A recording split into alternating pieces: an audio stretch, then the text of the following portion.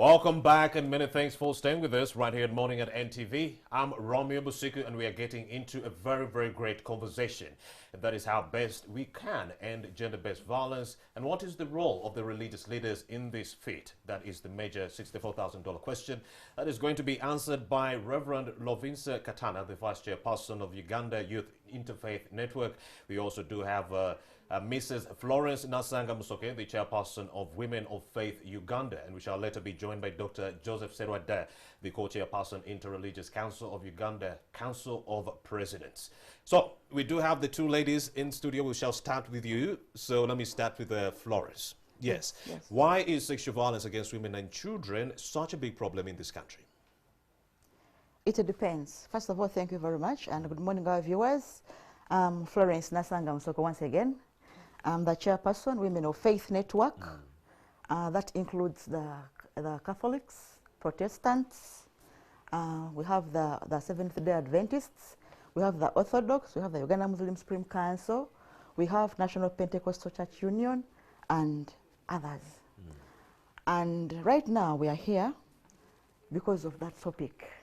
Yes, it is such an issue because it depends on the environment, where people are, where you grew from, the behavioral change in the communities, and other factors remaining constant.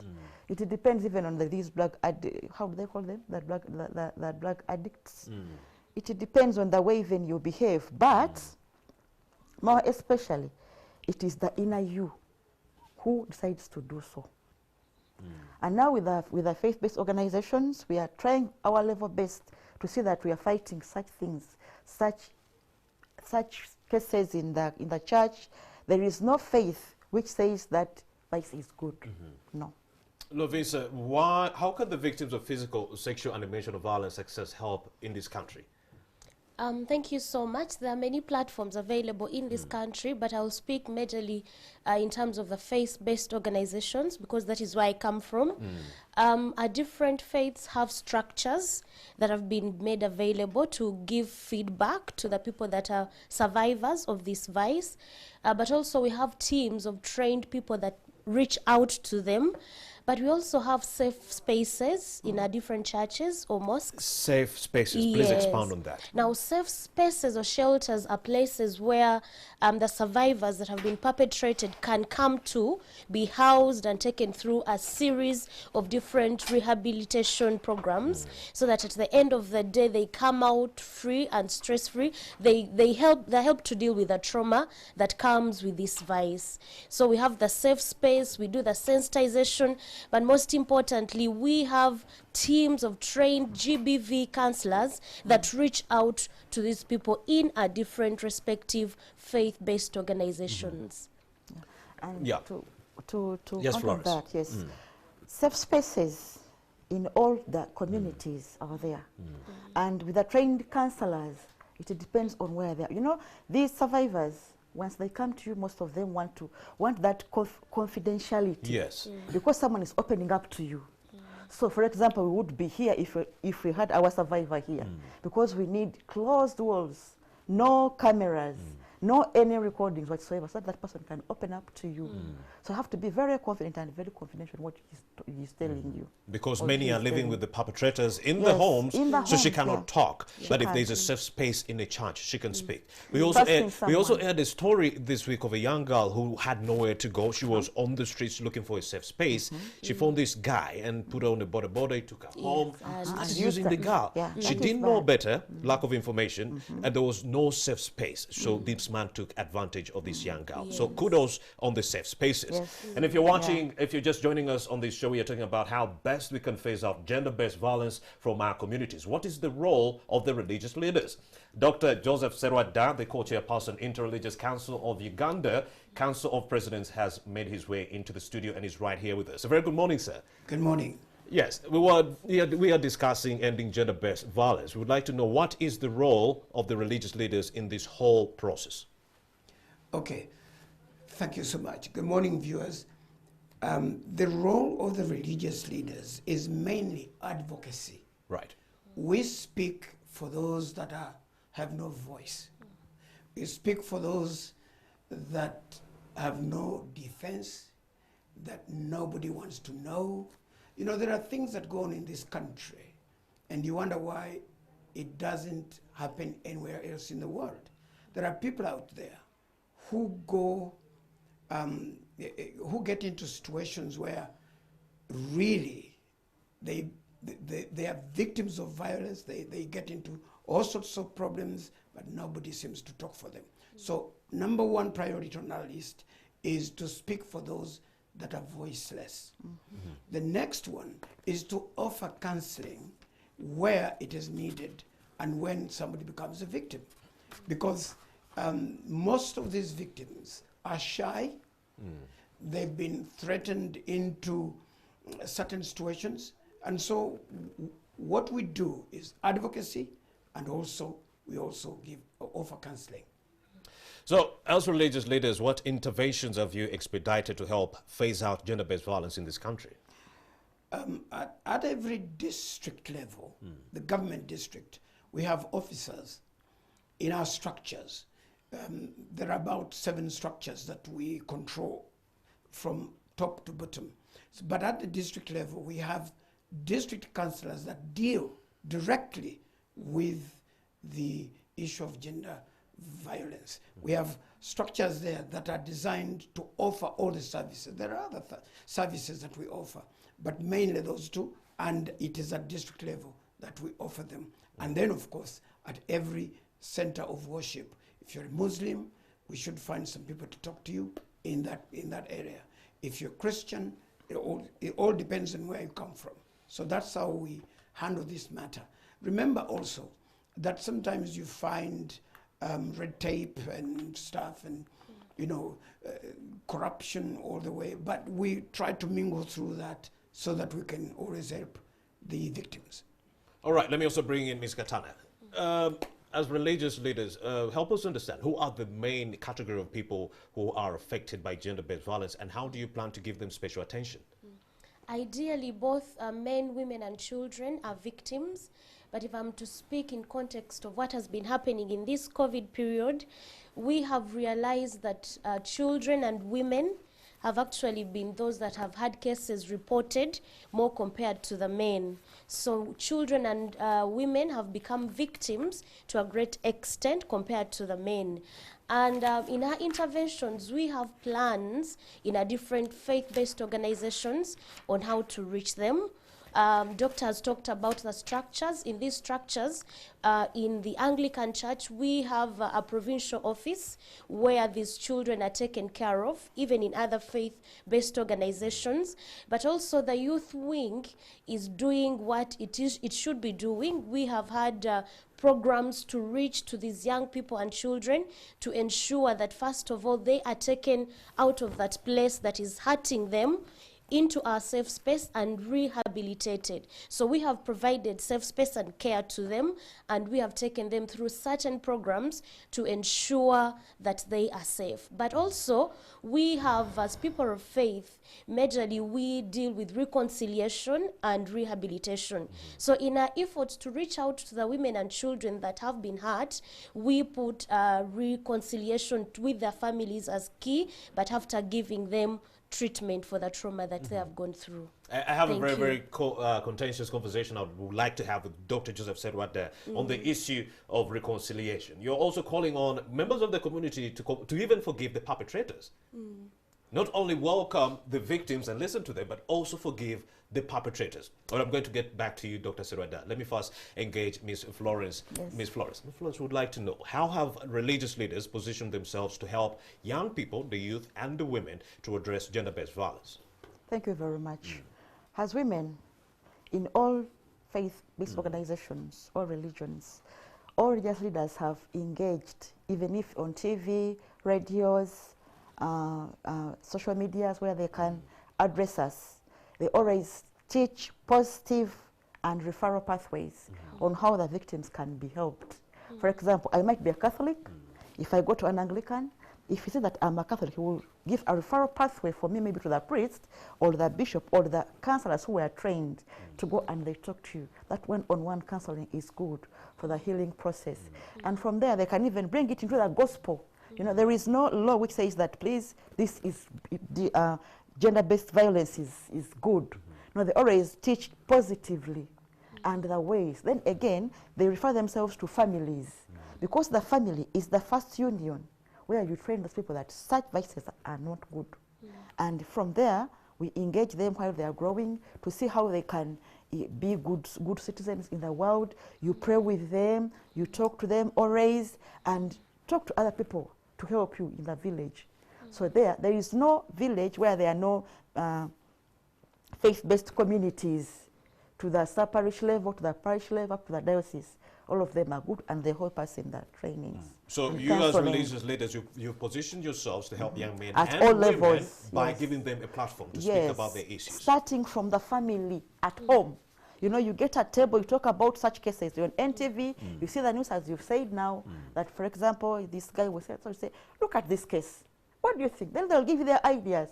They say, but mom, it is bad, you know, it is like this. You know, you engage people. Then from home, they'll hear the same things in the community up to the level where they're supposed. Dr. Joseph Serwada, on Monday we were talking about the International Day of Universal Access to Information, and the main issue was that lack of information has been attributed to be the reason why we are seeing so many cases of GBV, child marriages, FGM, young people not knowing better what to do or where to go. But then that aside, there's also the issue of reconciliation. ICRU, you're contending that instead of focusing on the perpetrator, condemning them, people should forgive them and reconcile. So help us interrogate lack of information, exacerbating FGM, exacerbating child marriages, gender-based violence, and also that sticky issue that I last mentioned. I think the two are Intertwined? really intertwined. You got to have them. You got to have people responding to these issues together. But let me start with forgiveness. Forgiveness can be asked for. Somebody can be willing to come and say, forgive me. I apologize. I had this situation, but I apologize. But then there are issues where somebody refuses to apologize. They're adamant.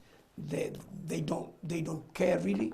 And so our attitude is, even if somebody doesn't say sorry, even if they don't ask for forgiveness, we should offer it. Let them know on the onset that if they ever show up, we will forgive them. We are not willing to take it all the way, except if somebody wants to take a legal decision and take, that route. But our route is to forgive, not forget, forgive. And that from that point, remember to warn the victims. We mainly want to deal with the victims because by the time one is a victim, they're already in danger. We don't want to really deal with perpetrators because you never get to know them until they have been in error or they've made this mistake or they've caused this trouble. So for us, the attitude is very religious. Religious in such a way that when somebody comes and says, I am sorry, I apologize, I repent, which is what we use. If they say, tubu alaina, I repent, in Arabic they say, tubu alaina, I repent, I repent. For us, that is very serious because it doesn't come from the outside. It really comes from the inside of the heart. At that point, somebody can be helped, they can be counseled, they can be advised wisely to readjust and go a different route. The reason why we emphasize that is because it offsets all the other things. If somebody is repentant, then you can't jump up again and begin to point your finger and accuse them and show them the other side, which they are living. To us, that is paramount. Now, the side of information. Before you go to information, the repentant perpetrator. Yes. What if the repentant perpetrator goes back and veers back to the old practice of meting out gender-based violence? What would happen on the onset? The viewer is watching right now and they're like, okay, reconciliation is so good, but what if the perpetrator does it again, regresses and ends up meting out gender-based violence again? And they normally do. They normally do. Because I think there is this kind of moment, a satanic moment, a moment of stupidity when somebody does something they don't desire to do. I see. And it happens to everyone. But if somebody persistently does it and persistently confesses that they're sorry, then you got to sit down with them and find out why they always return to the same situation. Now, of course, counseling involves a lot of psychological and emotional and all that research, and then prayer and all the other things that need to be done. But sometimes we have to let them go to jail, or we report them, have to do it because they have become a menace in society. It happens. But the good part also is that then again a large section of them confess and leave and let go and stop completely.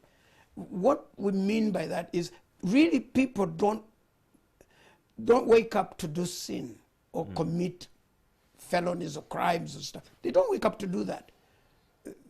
Most of them, most of the crime and most of the issues that are gender-based, especially in the area of violence and all that, are not premeditated. They just happen. It's a moment of stupidity. It's like something happens to them when an opportunity presents itself. They find somebody in a very vulnerable situation. They suddenly find themselves, just the two of them together, say for example in a kitchen or in a room or in a situation, and suddenly they pounce. And after that, they're like, why did I do that? So when somebody does that and you get to know the circumstances around what happened to them, then you can ably advise them and say, you can never take that route again. You can never drive through that road again. You can never go that side again. Indeed. Because I think when you prohibit them from going a certain way, then they learn that whenever they go that route, they are in danger. Point taken. Let's interrogate lack of information. Has it exacerbated the scourge of gender-based violence in Africa and Uganda? I guess so. Many people are totally ignorant, even of the good things that are available. Forget the negatives. Even the good things that are available for us. People don't know. People don't know that even if you don't have enough funding, you can find pro bono services from lawyers who are willing to offer it. They don't even know that. From government itself. From government itself. People don't know that there are hospitals where you can go and get treatment if you need it, especially for specific cases. People don't know that. People don't know a lot of things. People don't know that you can go to church and get a priest or a pastor to pray with you for nothing. And they also don't know a church could be a safe space. Yes, they don't know. Even police. They don't even know that some churches are designed in such a way that when such things happen, they offer homes and shelter and protection from public. They don't know that. We've got to constantly get programs like this ones to come here and not even discuss the issues, but discuss whether the services are available at our church premises and mosques and all those places. People don't know that. There are so many services that are positive that are not known. There are so many organizations in the NGO sector that offer even finance to help people elsewhere. If you cannot be assisted in your district, they can take you to another district. You find services, they lodge you there and they keep you there until you're safe and until you're secure. People don't know that. So it's the issue of information dissemination, the issue of ignorance, the issue of people not knowing what is available for them, what is here. Like people didn't know that you can come to a program like this one and say some good things and walk away without paying. Everybody thinks that every program is paid for. Indeed, and at NMG, this is what we live for, you know, talking about issues that affect the community. Ms. Katana, let's talk about out-of-court mediations. One too many times, members of the community or the family members of the victim would want to settle these cases out of court. Don't you think this is the reason we've seen skyrocketing numbers of gender-based violence? I believe FGM is a form of gender-based violence.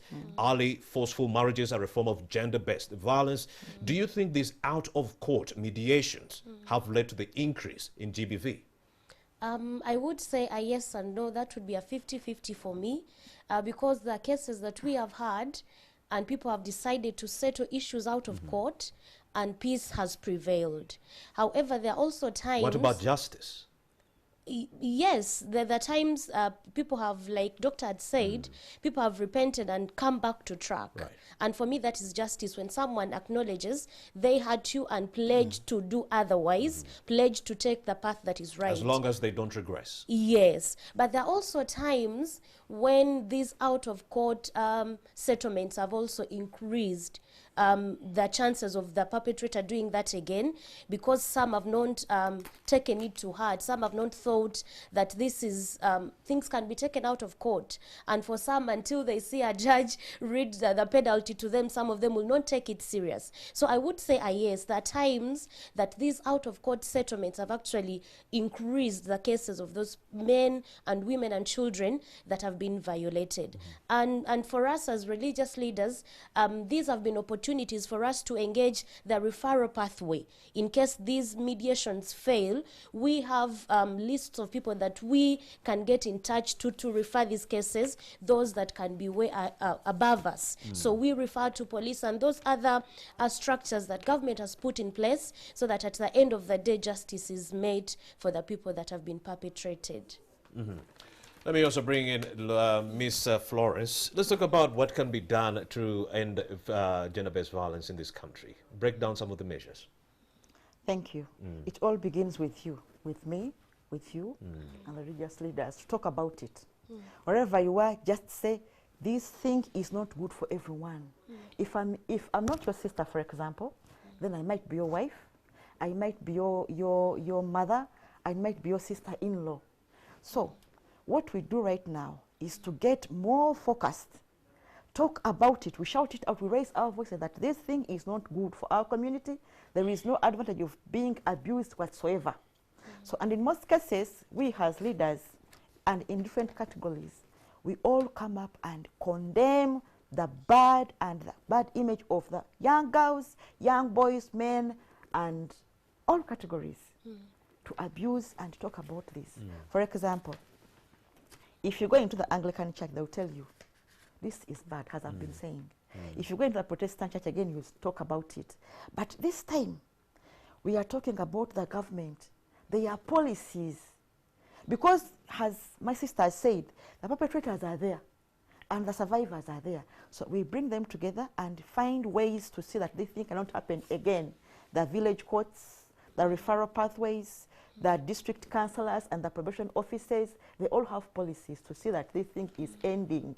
Even the presses, even here, the communication houses. Yeah. Yes, NTV, you see some adverts talking about this thing. Please end gender-based violence, end this. And even other civil organizations, they all come up for such ideas and policies and methods to see that this vice is ended once and for all in the community. And I think we are there because now IRC has been training gender-based violence, and we have gender champions. They are there in all areas in Uganda. And also right now, Doctor said, the church has a listening ear. Please don't be there when you are abused. Speak up. Come to any person. Come maybe to the LS1 chairman. There are those women there, the women leaders. Go to your pastor, go to your reverend, go to father, the priest. They are there. And they'll give you methods and see how these things are done. Then lastly, it is the parenting. The parents, please play your roles. Talk to your children, tell them the methods of how to end this thing and how to avoid it. Try to be good to your children. Let them be your friends. They'll tell you everything. And it also avoid incest in your homes, by the way. Because most of them will keep quiet. But if you talk about it, if you talk to them, if they're your friends, they'll tell you, Mommy, ABC.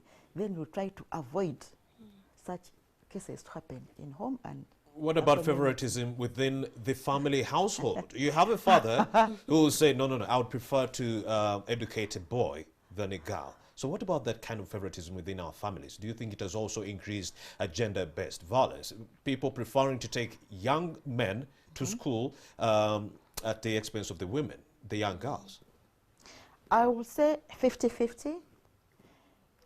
In most cases, and now in this modern world, the education of a girl child and a boy child is equal. It depends again on you as a parent. What do you want for your parents? What do you want for your child in future? You've seen girls here being the NTV presenters here, the women. You've seen doctors, lawyers, women. So they look up to those models and say, I want to be like her. So she will tell that dad, there will not be any favoritism in at home. They'll go out and learn and they'll come up. Unless with some cultures, and very, very, very deep in villages, like what percentage? Like a minimal percentage. But most of them are now flying high, by the way, the women. And by the way, we are now even pulling the boy child, because now they are becoming reluctant. They are seeing the girls going so up, and they're saying, me let me live and go, me I'll be like this. So we are moving step by step, no? Yes. Let me also bring in Dr. Joseph Serwada so that we can talk about something contentious, the role of government. What should they be doing aside from what religious leaders are doing? What should government be doing? Before I engage government, I would like to say something concerning the boy-child situation. Go ahead. I think it is shrinking out now. There is emphasis now as this family gets smaller. Yeah. The families are not getting larger anymore. They are getting smaller. 2 children, 3 children, 4 children at most for most families. So the issue of balancing and looking at the boy child as a better option for family extension and all of that is dying out. There is equality now coming to the surface. And my sister has really brought out a good point, where there are role models in society when daughters can look at those girls and say, I want to be like so-and-so. That is really playing a good situation. But I think the key word here first is talk. Because in schools, there is molestation. Fellow students, student and student. There is also teacher and student. There is also student and teacher. I think there is this molestation going on, and violence definitely, at the end of the day, happens. You've heard of, I don't know whether it is happening in Uganda now, but I read in Kenya, I heard over the radio and TV some time back, about a week, where they have allowed pregnant students to come back to school and study normally and go and give birth and come back to school normally. I don't know whether that is now part of Uganda's policy structure, but in Kenya it's allowed because they know these things happen. Especially with COVID, many girls have become very pregnant. Sorry, not very, but they've become pregnant. But the point here is, if these things have happened and you're going to ruin and destroy somebody's life because they got pregnant, that's not fair. We can't expect everybody to fear God or to respect the norms of their cultural standards. We cannot expect that.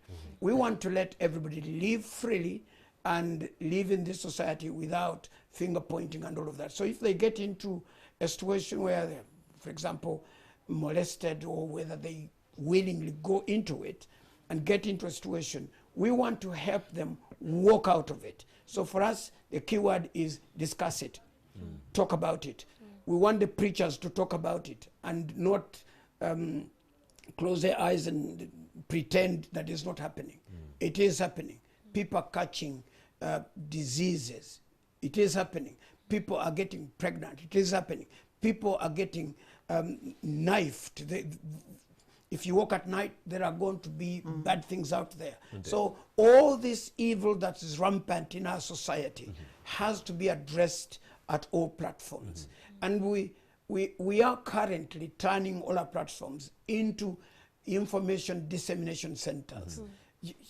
We are now required, by the way, we are required by the state to mention a few things when the churches and mosques open. For example, you don't, where would you find soaps in the Quran or in the Bible? But we are required to talk about them. Indeed. So that when you go to church, to adjust to the new normal. We've got to adjust to a certain normal now and live that way. So don't keep quiet. Indeed. Don't talk about it, preach about it, confess it. If you are weak in a certain area, go to your priest, talk about it, see whether they have a remedy. Every church has got that point. Now, let's go to government. But before we interrogate what government ought to do, I think we should interrogate the correlation between COVID-19 and the increasing cases of GBV. Do you think COVID-19 has had an effect on the increasing cases of GBV in this country? Is that me you're asking? Yes. Definitely, most definitely. Most of the violence that is going on is because people are redundant, they're lousy. Many people lost their jobs. Many people went for about four months, I think from March up to July somewhere. People are totally redundant. And you know how redundant can be. So all that anger, they made it out on the women at home and the children. And children. And the kids also couldn't understand why they didn't go to school. So they miss me. I mean, kids don't really want to be at home. If you study kids' psyches, they don't really want to be at home. They would rather be with their friends at school. They would rather be where they can play and run around and make merry. But the problem is they're now confined to a place and they have all these questions and daddy and mom don't seem to have an answer. And the only person that seems to have a remedy is the house girl, the young man that helps in the farm and all of that. And anything can happen. There is also the violence that comes from frustration. Why am I sitting here? What am I doing here? I have nothing to do from now until this time. Why am I under curfew? Some men really hate the word curfew. They don't want to be told to go home whenever you want them to go home. The government wants them to go home at 9 p.m. Am I a small child to be controlled anymore? So all these things are so frustrating. And they have really reorganized our society in a certain way. And yes, violence is happening because of the COVID. Help us understand how disobedience to the curfew and other SOPs can lead to gender-based violence at the household. They don't want curfew. How does that culminate into GBV? Yeah, because if, for example, I don't know whether this happens in many places, but if you have a nagging wife, you want to go late. Oh yeah, and she's like, where are you? Where are you? I'm waiting for you at the house. Where are you? Yeah. So, but if you come at 10 or 11, she's And already curfew is tired. at 9, She has cooled down a bit. She's sleeping. And she's ready to go to bed. So, but if you came a bit early, say at 8, and everything is still, she still has all the energy to fight. So some people would rather stay a bit away so that she cools. She goes down. Yes. Also, on the side of the ladies, you come too early, they're not ready for you. The food is not ready. This is not ready. The kids are still around, and it's still noisy. And most of the mothers would want that noise to happen until about 8:30 or 9. And it's the time that you come in when she's still tucking away the kids to bed. And it's like you are messing up everything by your presence. So some of these things frustrate you, and without knowing, you get frustrated and you say stuff and you kick around things. You want to watch your favorite program at this time, and the kids also want to watch the same program, and you don't have an extra set somewhere. It's all. The remote is. Dr. Joseph said that he's the co-chair of the ICRU Council of Presidents. By ICRU, we mean the Interreligious Council, the Interreligious Council of Uganda. Right. Let me also bring in Katana. Ms. Katana, let's talk about how COVID-19 has affected your activities as the religious leaders. I understand you've undertaken various measures to ensure that you end GBV in this country, but then we have a pandemic. How has it affected all those measures you had put in place? It has immensely affected the plans that we had. You will notice Dr. said that one of the things we do is advocacy, but also as faith-based organizations, we do pastoral care, and this involves going to the families of these people. But because of COVID and social distancing, most of the families were actually hesitant to open their gates to people coming in. So some of the activities that we had to do, the face-to-face meetings with these families were put at a standstill.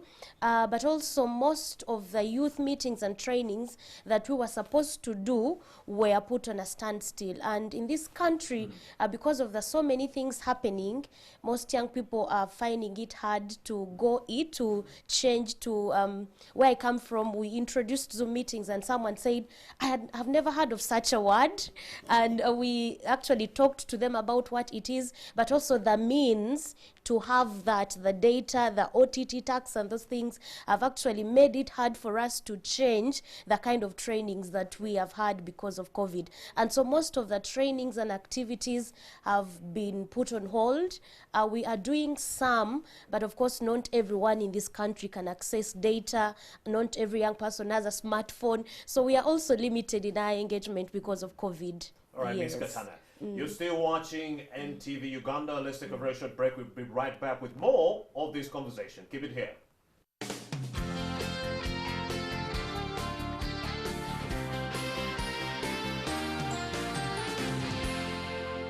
You're watching Morning at NTV. This Wednesday, 30th September 2020 at 10 a.m., Civil Source Africa will hold a gathering of givers, a virtual celebration under the theme Count, Recount, Account. The gathering will be an opportunity to celebrate givers, to share our Civil Source research on giving practices in Uganda, and to brainstorm ideas of strengthening generosity and giving in Uganda about advancing philanthropy in Africa. The chief guest is Her Royal Highness, the Nabagereka of Buganda, Lady Sluvia Najinda, and the keynote speaker is Jacqueline Asimwe, CEO, Civil Source Africa. This is brought to you by Civil Source Africa. The implementation of the National Teacher Policy will involve different stakeholders ranging from the national level to the district level and school levels, with each stakeholder playing some specific roles. Now, as we prepare to celebrate the International Teachers' Day on October 5th, 2020, join us this Wednesday, September 30th, 2020 at 3 p.m. in our conclusive live talk show on NTV as we sum up with a discussion on the National Teacher Policy. Panelists include Ms. Caroline Kavuma, lecturer at Chambogo University and Unity Secretariat Coordinator, Professor Joseph Onyu, School of Education, Makerere University and Chairperson of Unity Task Force, Dr. Joyce Aikoru Asimwe, Dean, Faculty of Education, Chambogo University. This show is powered by UNESCO under the Norwegian Teacher Initiative in collaboration with the Ministry of Education and Sports. On the next episode,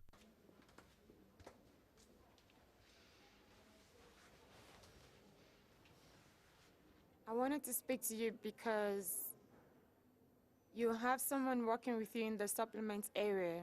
Will I? Who? Victoria. Victoria! Victoria! Victoria, where are you? We have to have a serious discussion.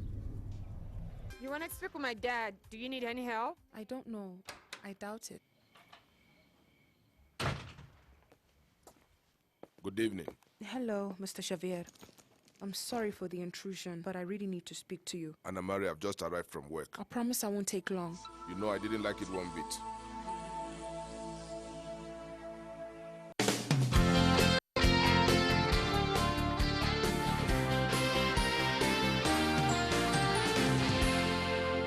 you're watching Morning at NTV. Welcome back and many thanks for staying with us right here on NTV Uganda. We are still discussing how best we can phase out the issue of gender-based violence from our country, our dear country, Uganda, and from the global sphere. And I do have Dr. Joseph Serwada, the co-chair at the Interreligious Council of Uganda, Council of Presidents. We also have Ms. Katana and Florence Mukasa right here in studio with whom we are having this very pertinent discussion on ending gender-based violence. And we would like to get the recommendations from the faith leaders. What ideas do they have to phase out GBV from this country wholesomely?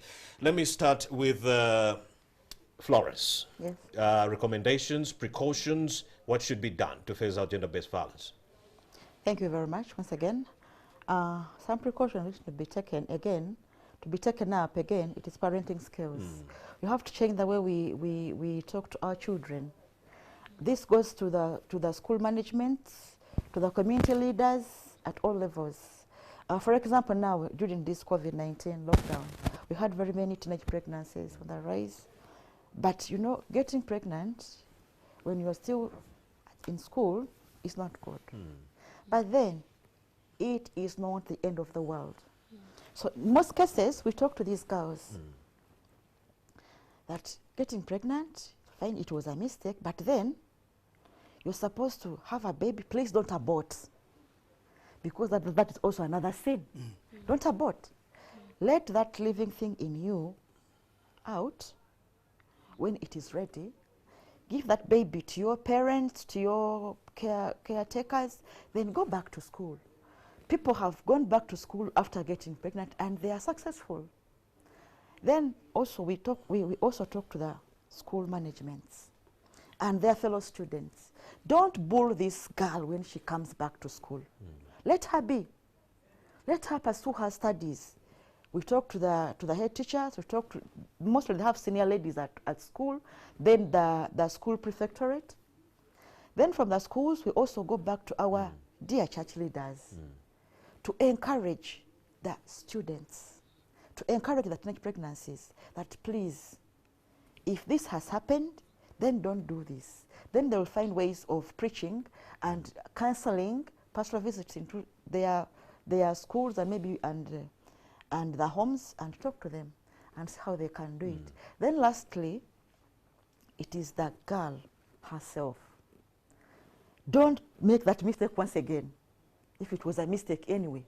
But if it was, then try your level best to see that you talk to her in a calm manner. In harmony. Have a listening here. Why did it happen? Where did the parent go wrong? This thing comes back to us as parents. You try to find yourself, where did I go wrong? But above all, listen, listen, listen. Listen, give a listening ear. Have time for them. Then she will talk to you. She will tell you what happened. Then tell her, please don't do it again. Because even the Bible says there is time for everything. Time will come when you'll have your partner, take her to your parents, go to church, get married, and have many kids. All right, ladies, you've had it from Florence. Please take your time. There's a time for everything. Yes, don't be in a rush. Dr. Joseph said right there, recommendations, what should government be doing? I think we should start with policy. Government in Uganda, if it is not in place, needs to establish a policy that allows the young woman or the young man who has been involved in such a situation, pregnancy for example, be allowed to continue school, especially the girls. It looks like when a girl gets pregnant, looks like life is ended there, but that's not correct. That's not true. Many people have gone back to school even after they had children. Many people have gone back to school even when they were employed. So we need a policy in place that allows for kids to continue schooling. It doesn't matter what level of school, even if it is primary school. They should continue on, because education is the future of anybody. All right, Dr. Joseph. Secondly, I believe that we also need to see the other side of the coin. Boys get molested too. They can be abused. Boys too. So we need to give a listening ear, like you said, listen, listen, listen. We need to listen to them and find out where they are being molested or abused or anything is happening to them. Because sometimes we want to behave like the proverb here, a man is a man. Indeed. No, you are not a man until you are able to handle certain things. Having the age of 18 is not enough. Unfortunately, we've run out of time, Dr. Joseph Serrata, but I've been enjoying this conversation. It would be unfair not to let Ms. Katana give her last words of thought for the people out there. What should other faith leaders be doing to end gender-based violence? Yes, quickly, one, I would request other faith-based leaders to first of all leave it, because if you expect the people you lead to be those that are gender-based violence free, give them an example. For us, people of faith, the book of James tells us that faith without action is dead. So as you engage people in ending this, please leave it. Be an example to them. But also I would want to encourage young girls and men there that have been perpetrated to please talk. One of the challenges we have when we are talking about violence against men is we do not have statistics, because the boys that are molested, the men are quiet in the guise of being men who are not supposed to complain and cry and talk about these things. So please talk out, but most importantly, find someone you trust to talk to. Please find someone to talk to. That's the advice coming in from the Interreligious Council of Uganda, and special thanks to the same group, the Interreligious Council of Uganda, for sending us these very, very intelligent three panelists that have been able to educate this country on the issues of GBV. But as it is, let's link to my reporter, Stephen Imbide, who